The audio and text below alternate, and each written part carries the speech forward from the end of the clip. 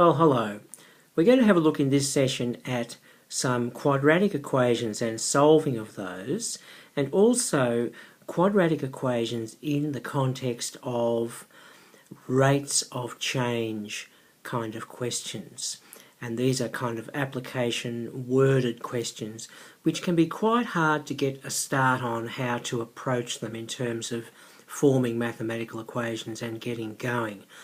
So I've done one simple example for you and a couple of rates of change. One's a flow rate and one's a rate of change of distance, which is speed. So let's go and have some fun. Okay, we're dealing with quadratics and rates of change, and we're going to just go just fine with this. In fact, rates are your mates. Did you know that? Well, it's true. Once you approach them in a systematic way, they're your mates and not your hates. Okay, so let's go.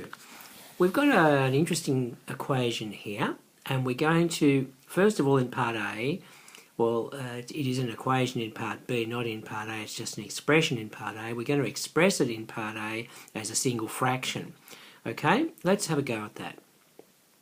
So what have we got? 6 over x plus 6 over x plus 8, and we have to find the lowest common denominator of that expression and then express it as a single fraction. So the lowest common multiple or denominator is x into x plus 8. Okay, that's what it is, and we're going to express it now in terms of a single denominator with x plus x into x plus 8 on the bottom line, on the denominator. Now, do you agree with me? Have a look at it. Yep, looks all right to me. Well, now we better clean the top line up a bit, I think. That's good. That's good. We got rid of the bracket. Now we're going to collect our like terms, and we've got 12x plus 48 over x into x plus 8. I think we can probably factorise out the 12 on the top line. That's right. Excellent. I think that's it, isn't it? Let's put a box around that to indicate we've finished.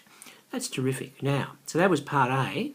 Let's go for part B, which is considerably more difficult, but no less exciting when you just put yourself in four-wheel drive algebra mode and take it slowly.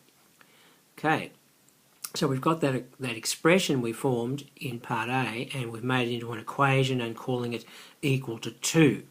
So we've got to solve that now for x, okay? Right, let's multiply the bottom line out, multiply both sides by x into x plus 8, and we get that. Now I think we better expand those brackets now. Oh, that was pretty clever of me. I divided through by 2 to save myself the pain later. Okay, alright, now we'll multiply them out.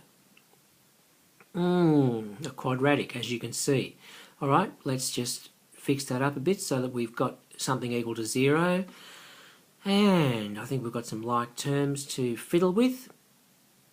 Good, okay, now let's see what multiplies together to make 24 and yet is additive to get 2. I think I know it's 6 times 4, isn't it?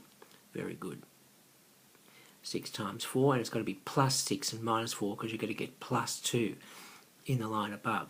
So therefore x would be, by the null factor law, x minus 4 equals 0 or x plus 6 equals 0. Therefore x has got to be 4 or minus 6.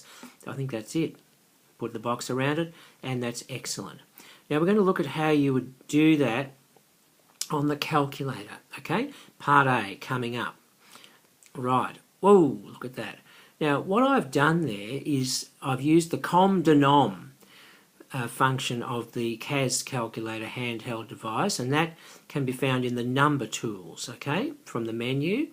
So look at that, that's pretty nifty, isn't it? But if you look at the right hand side, it's not quite factorised yet, so then in the second line I've used the factor expression. That's from the algebra menu, and look what it came up with, exactly what we got. Fairly nifty. So of course you would use your calculator if you were allowed to in a technology enabled exam. It would save you a lot of trouble, but for these particular problems, of course I want you to do them by hand to get your algebra skills and your interpretive skills up, and also then just to check them on your handheld device, okay? Very good, nudge, nudge, wink, wink, we did it. Okay, now this is the calculator part for part B, okay? So I've just put a solve statement from the menu, and I've said to solve that equation, comma, x, which means 4x, and it just solved it with a minimum of fuss and gave us the answers, which we got the long way. So it's pretty good, isn't it? Pretty excellent. Yes, we put that in as a solve, and then we got that answer. So we're pretty good. We're feeling pretty star-like at the moment, and every good reason for that. Okay, let's do another one. Now this one is a particularly gruesome one, unless you take it slowly and think very deeply about what you're doing. This is a rate of change one, and this is a rate of change of volume, and that the rate of change of volume with time is flow rate, okay? That's what it is. Now we've got a tank is filled by 2 pipes.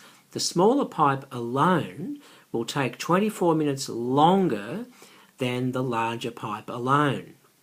And the smaller pipe alone takes 32 minutes longer than when both pipes are used. How long will each pipe take to fill the tank alone? And not only that, how long will it take for both pipes used together to fill the tank? Well, good heavens. After reading that 2 or 3 times, you probably think, well, where am I supposed to start?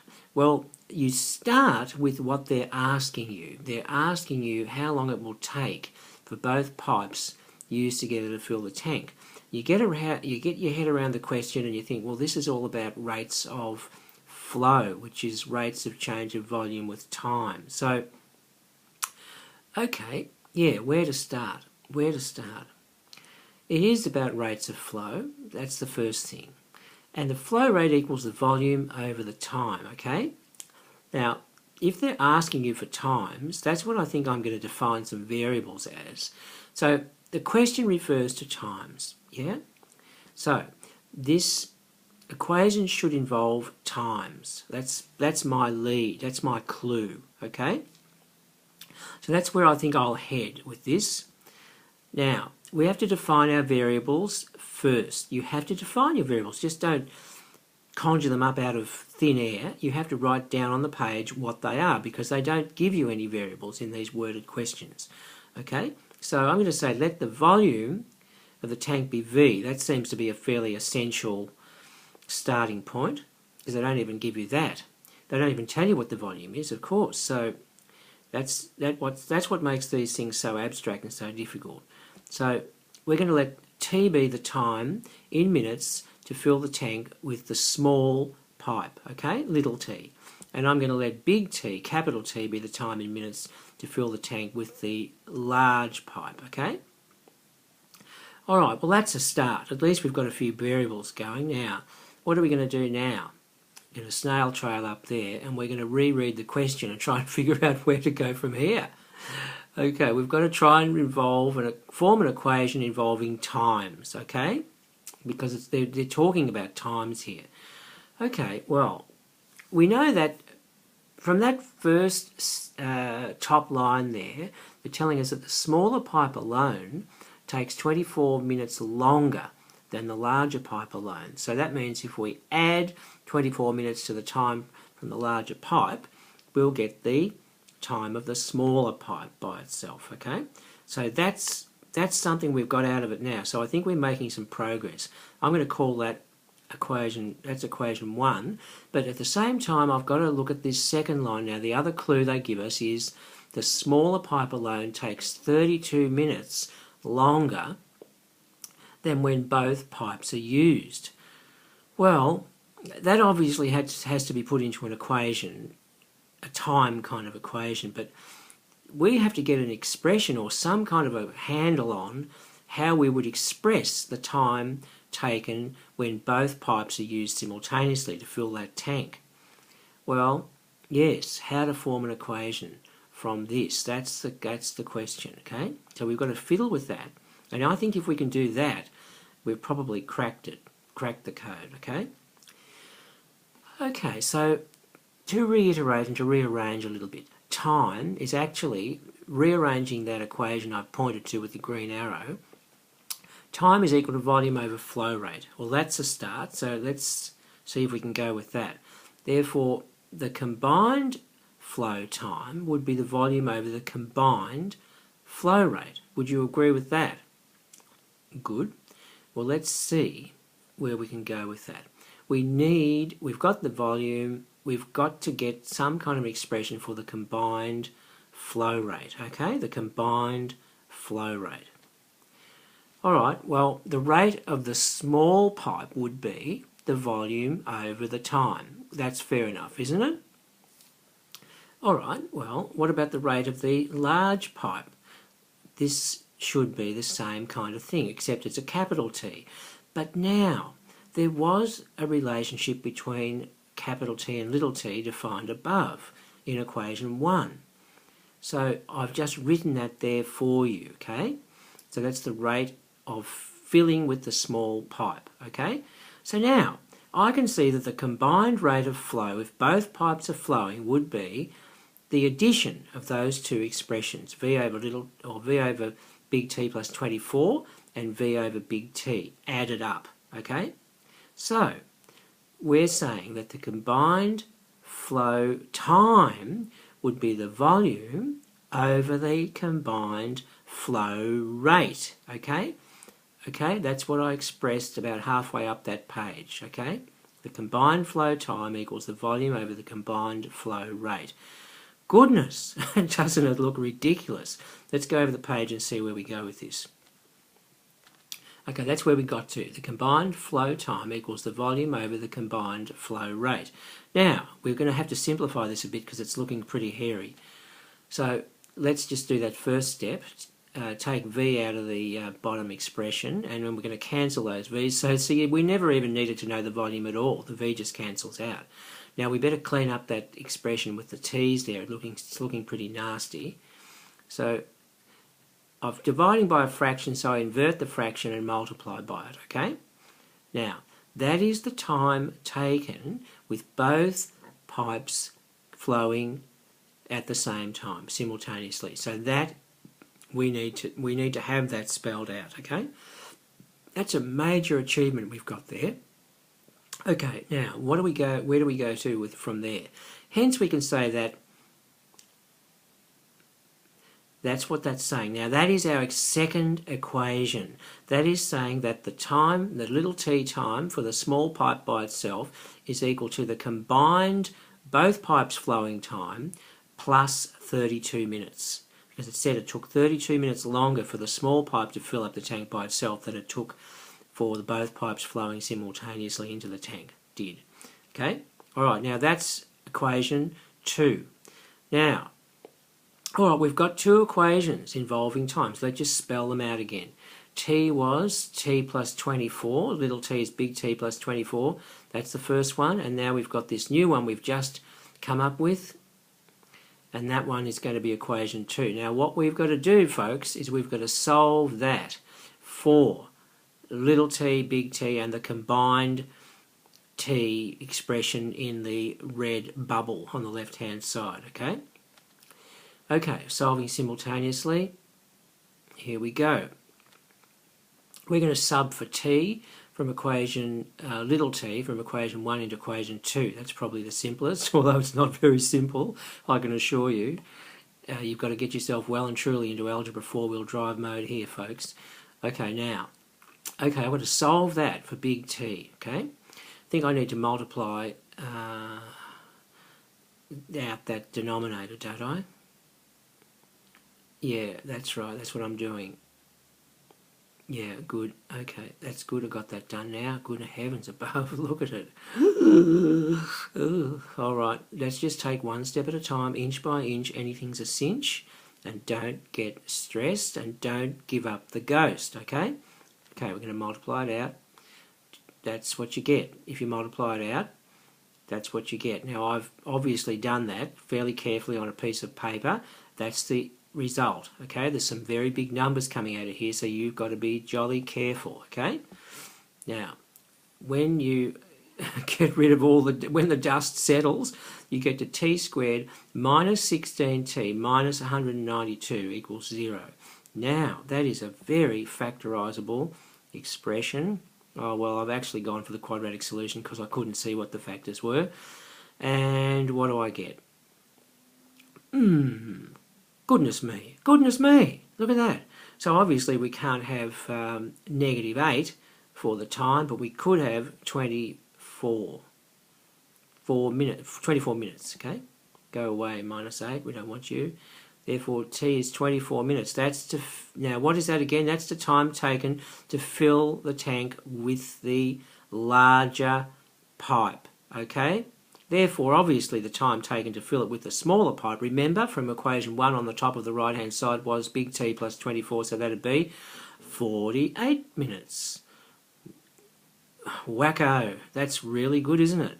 Now, let's go over the page and see if we can find out what the combined time is. We're going to put those the big T, 24 minutes, into that red bubble on the left-hand side, but over the page we're going to do it, okay? Okay, here we go. So the combined flow filling time was that thing, where was the thing in the red bubble on the left-hand side of the previous screen. Now we're going to sub that T is, big T is 24 and see what we get. Good heavens, okay, a little bit more simplified. And that's 72. Now, there's going to be lots of cancel-orama happening here. I can see 12 goes into 48 and goes into 72, so let's do that. And I can see that 6 goes into 24. And we've just left with 4 times 4 on the top, which is 16 minutes. 16 minutes to fill that tank with the combined simultaneous flowing from both pipes. Wowee, not bad, eh? Well done, you can say that again. Now, we needed to stay in four-wheel drive algebra mode, otherwise we would have got ourselves into a lot of trouble. But the problem with these ones, the problem with these problems is just getting a start. And you might go on the road to nowhere for a while, but after a while it becomes clear and clearer what to do, okay? But the clue is always in what they ask you for. That is what I define my variables as. And then I go from there after rereading the question 2 or 3 times, trying to figure out what to do. Alright, now this is the calculator story. I've just basically solved, once I subbed in from one equation into the other for the simultaneous equations, I've just done the solve statement from that point on, okay? So yes, that's right. So that's what I did. So I put that expression in with a solve. You get that from the algebra menu, I think. And then it just solved it without any trouble at all. And we've got x is 24 or x is negative 8. Well, obviously x can't be negative 8, but it could be 24. And then if you then sub into that expression for the red thought bubble expression for the combined flowing from both pipes time to fill the tank, you do it in the second line there on the left. That little vertical line before the x is a with statement, and you can find that in one of your calculator keys. And so it's that expression in x with x having a value of 24, and it just comes straight out like that, 16 minutes. Isn't it beautiful? So yeah, so good job. You can say that again. We did a good job, didn't we? Pat on the back. Okay, now, I think we've got one more lined up for you. This one's a train one. Now, this is a rate of change of distance this time, which is speed. So, let's have a go at this. We've got 10 minutes after the departure of an express train, a slower train starts, travelling at an average speed of 20 kilometres an hour, less than the express train.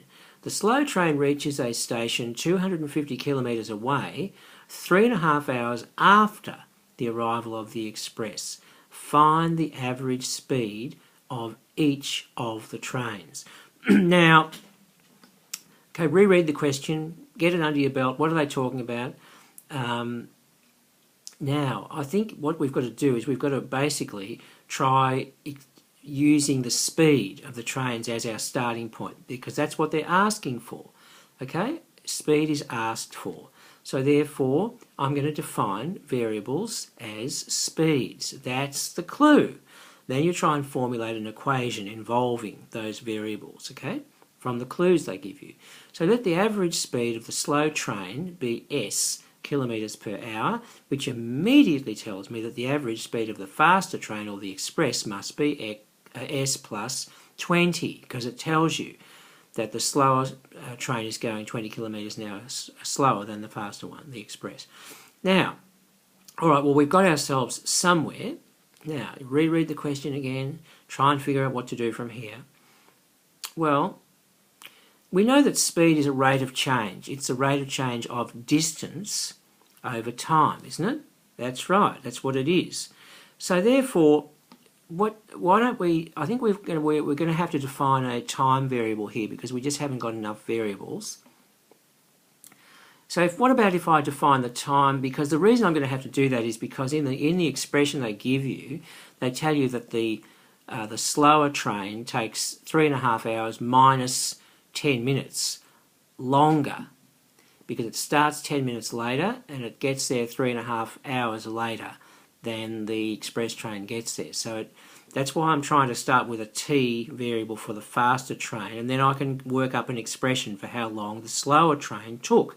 And hopefully then get all that into some kind of I think I'm heading towards a distance expression, because both trains went the same distance. So let's just see, I won't get ahead of myself.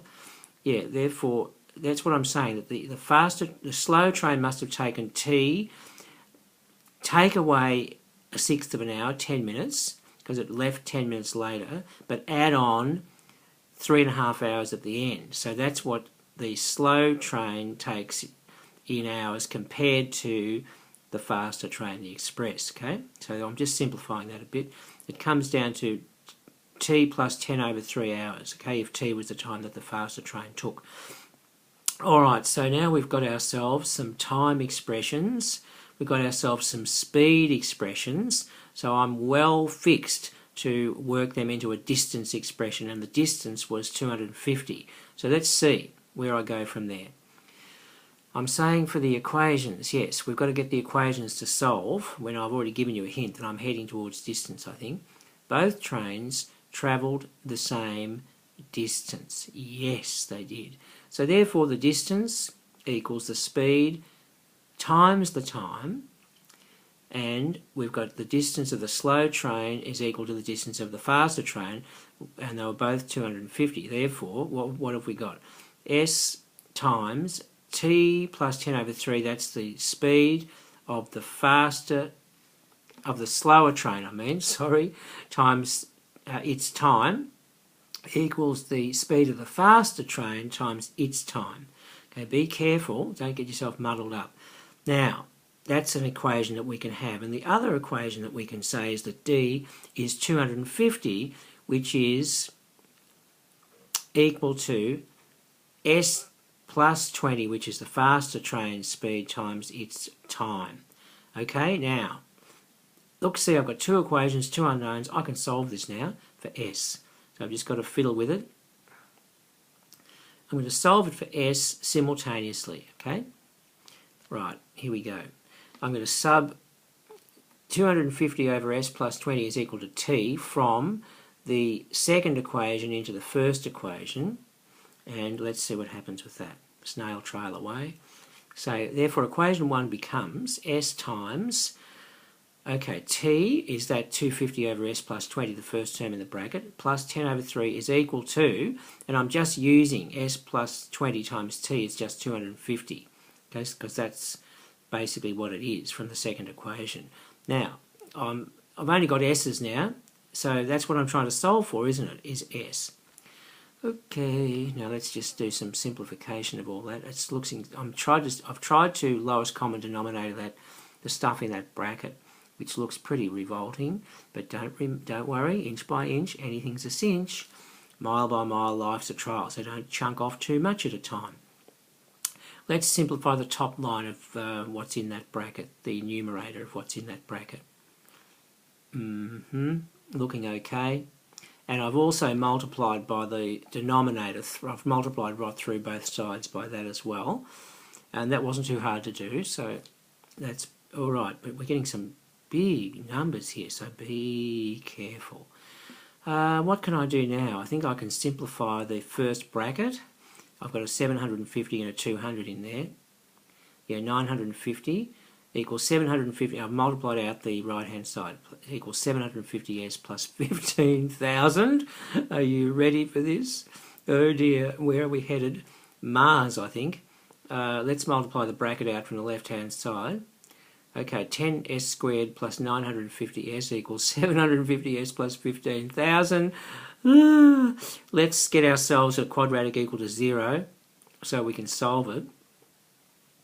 Oh, goodness.